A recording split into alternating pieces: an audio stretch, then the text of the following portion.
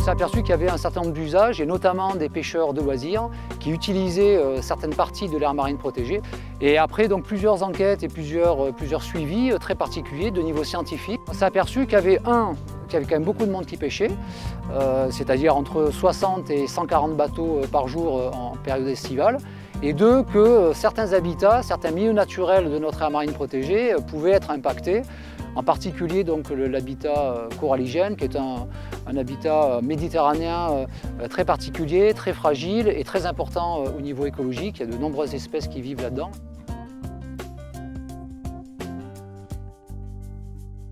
L'objectif, ça a été de monter une opération avec le système d'encre flottante. On a acheté 250 kits avec donc des aides du ministère de l'écologie, avec un contrat Natura 2000. On a fait une séance de démonstration en mer avec eux. On a organisé une distribution aussi un peu active. Et en même temps, donc, bien évidemment, on ne s'est pas contenté que de distribuer l'encre, je dirais bêtement, mais bien de faire passer aussi des messages qui sont ceux d'une aire marine protégée.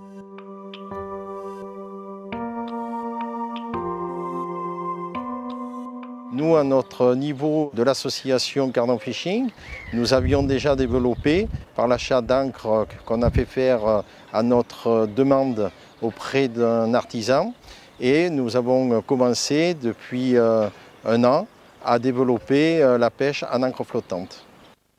Suite aux discussions que nous avons eues avec Natura 2000, nous nous sommes impliqués dans le projet de l'encre flottante pour la protection des herbiers de la Posidonie de Palavas-les-Flots.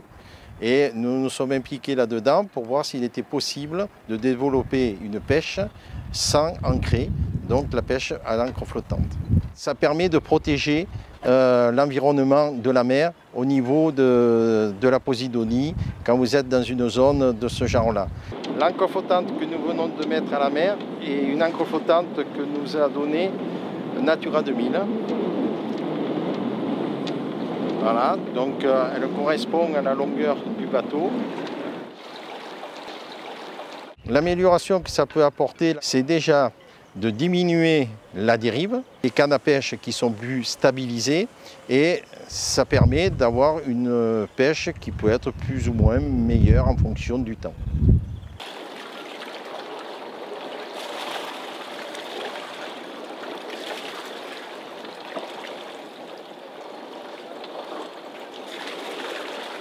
Nous préconisons d'utiliser cette carte qui nous a été délivrée par Natura 2000, où tous les points en vert sont les Posidonies de Palavas. Donc utiliser à ces endroits-là les encres flottantes.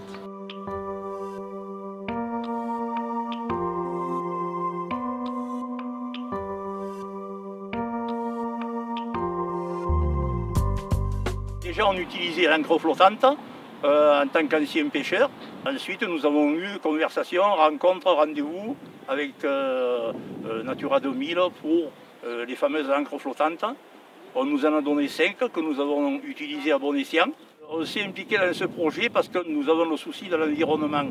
Nous respectons l'étang d'Engril côté sud parce qu'il y a la Zostère marina, cette fameuse algue protégée. Nous aimons aussi la mer. Nous avons 80% de nos pêcheurs qui vont en mer et qui aimeraient que ça soit un peu plus respecté que ce que ça l'est. Voilà. Donc l'encre flottante, on y revient dessus, est très bonne. Elle abîme moins les fonds marins, elle respecte la Posidonie et c'est tout ce que nous souhaitons faire.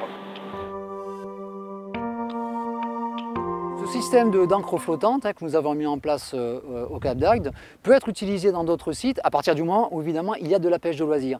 Par contre, il doit être adapté, en particulier par rapport à la taille de l'encre flottante, puisqu'on peut avoir des encres flottantes pour des bateaux de moins de 6 mètres, pour des bateaux de plus de 6 mètres. C'est plus efficace sur des bateaux de petites dimensions que de grandes dimensions. C'est là où il faut faire attention, ça ne peut pas être que le seul système qui est mis en place. Mais c'est un élément de la gestion globale d'une aire marine protégée, au même titre qu'on pourrait installer des mouillages écologiques pour limiter l'impact sur des habitats ou des milieux naturels très sensibles, comme le sont en particulier le coralligène chez nous dans notre région.